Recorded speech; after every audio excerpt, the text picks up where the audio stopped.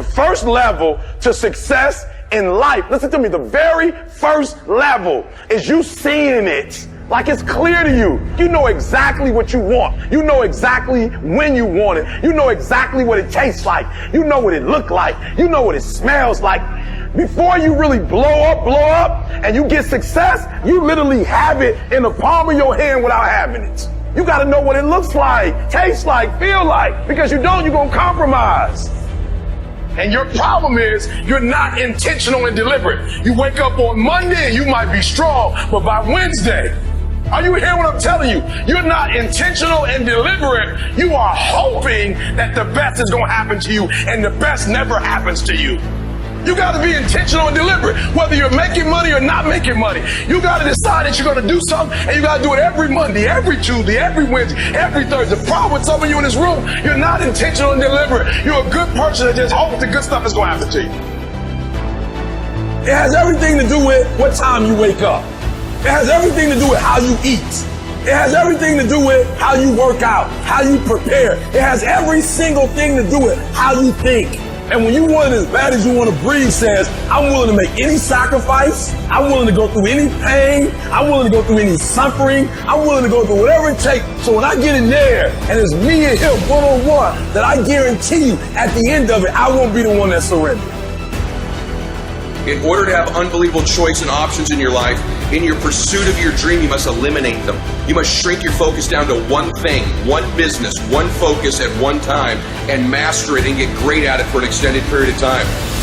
The irony of life is that the more you shrink your options in pursuit of your dream, the more it'll open them up in your life later. What are the things that are stealing your focus? Who are the people that are stealing your focus? And begin to eliminate these distractions. Get laser focused and obsessed on what you want. Be starving and hungry to get it. Be desperate to get it. The combination of desperation and hunger with laser focus over an extended period of time is the formula to be great at something. And you've got to be so relentless, regardless of what comes down the pipe, that you're always looking for a way to get over, always looking for a way that you can break through, always looking for a way that you can win, always looking for a way that you can strike a telling blow. But you got to understand, you can always get a little bit better. You can always excel a little bit more. You can always push it a little further. You can always climb a little bit higher. You can always better your best. You can always go beyond anything that you have ever done. And so all you're looking for are new breakthroughs through practice and practice. You'll get better and better. And when you know what you want, you will do anything it takes to get it.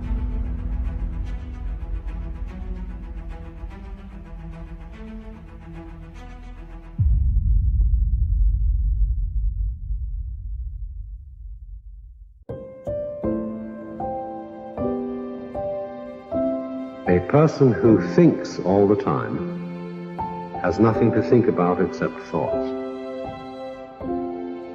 So, he loses touch with reality and lives in a world of illusions. We are so tied up in our minds that we've lost our senses. Time to wake up. What is reality? It isn't material, that's just an idea. Reality is this. Whoever it is that you want to be, no matter how many times you may have failed at attempting to become that person leading up to this point, you can still become that person. You're going to decide who that is. You're going to hold that ideal in your mind, and you're going to force yourself to act in accordance. You are going to tell people what you're up to. And if you really have some balls, you're going to tell people that want you to fail. Because that, believe it or not, that's who's going to come to your rescue in your darkest hours of wanting to give up. It's going to be remembering that out there is someone who's laughing at you, who wants you to fail, that's talking behind your back about how you're never going to achieve it, and then imagine how rad it will be when you actually do achieve it. And so I've been intrigued with, can you be committed to the process of what you do without being emotionally attached to the result of what you do? Because a lot of people can be committed to the process of what they do if the results don't change. But the moment the result or the outcome changes of what they're chasing, they shut it down or they quit simply because the result changed. So can we be committed to the process of what we do, but not emotionally to the result of what we do, understanding every day I get up and give everything I got to everything I'm a part of simply because this is who I am. Like the only thing I need every day of my life is 86,400 seconds. That's it. Like I don't need some reward. Like I don't need, the only thing I need is breath in my body, and I'm flat out going to get it. One of the things you have to understand about life is everything changes and everything ends. And that kind of sounds heavy on the front end, but it's a truth.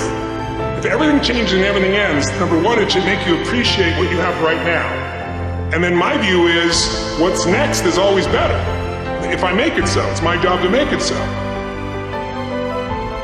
I think passion is the genesis of genius. If you've got enough passion, you're going to find answers nobody else does. But most people run out of fuel, meaning they get tired, they get exhausted, they get burnt out, they get, the law of familiarity. They're around something so much they take it a little bit for granted. What I see as the one common denominator of people that are successful over a lifetime is the sustained hunger. Hunger is the number one factor. That in order to move forward, you move forward by taking the next right step. You don't have to know all the steps to make, just what is the next right move.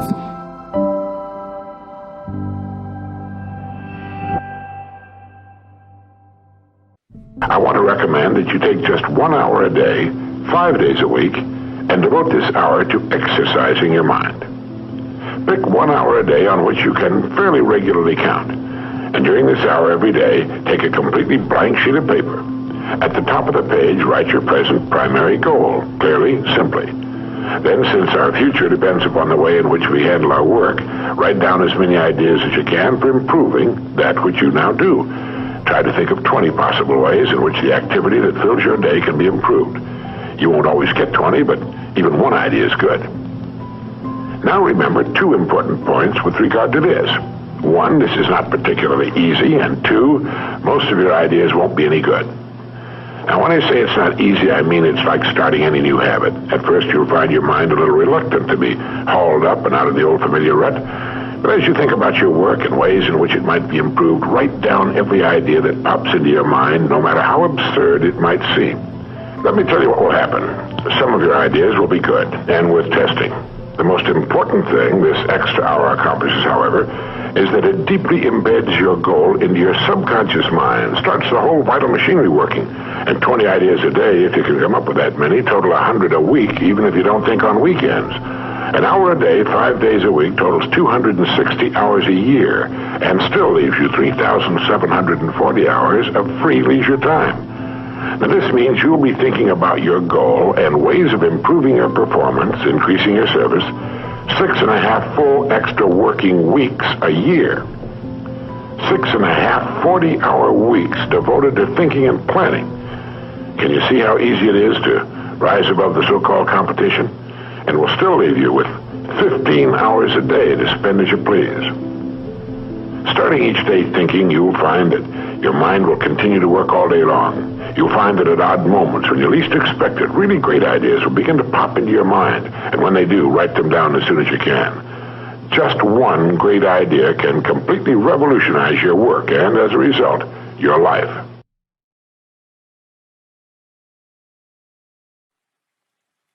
The mind is a universe and can make a heaven of hell, a hell of heaven. I know this because I've experienced it. The mind is capable of great things, of creating worlds, of imagining the unimaginable.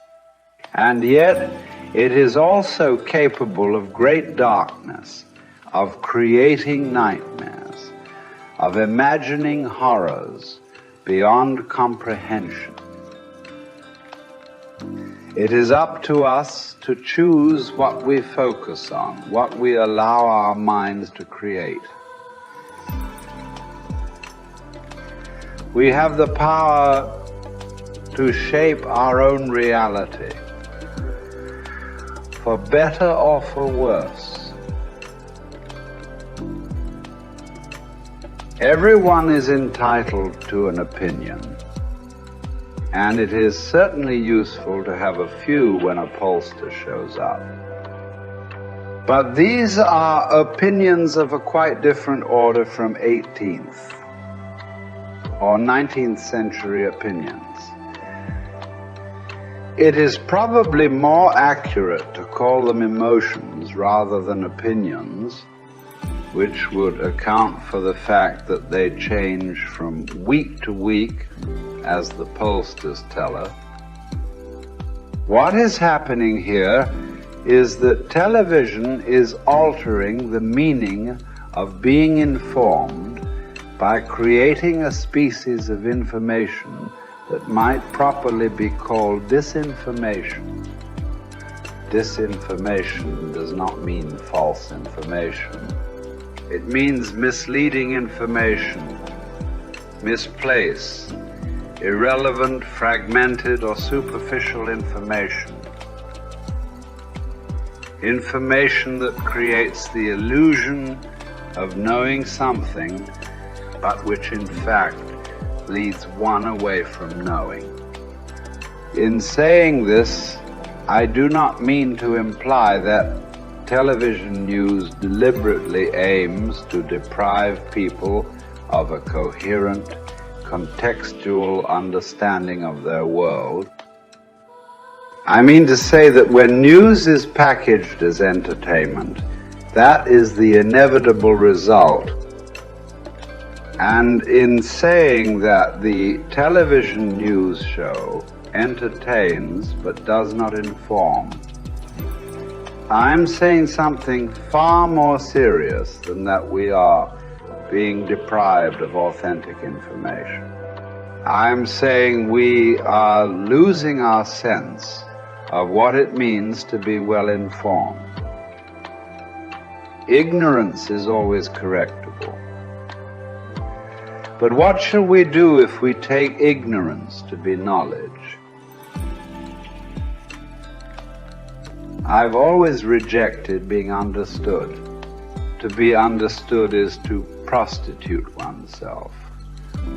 I prefer to be taken seriously for what I'm not, remaining humanly unknown, with naturalness and all due respect. Nothing would bother me more than if they found me strange at the office. I like to revel in the irony that they don't find me at all strange. I like the hair shirt of being regarded by them as their equal. I like the crucifixion of being considered no different. There are martyrdoms more subtle than those recorded for the saints and hermits. There are torments of our mental awareness as there are of the body and of desire. And in the former, as in the latter, there's a certain sensuality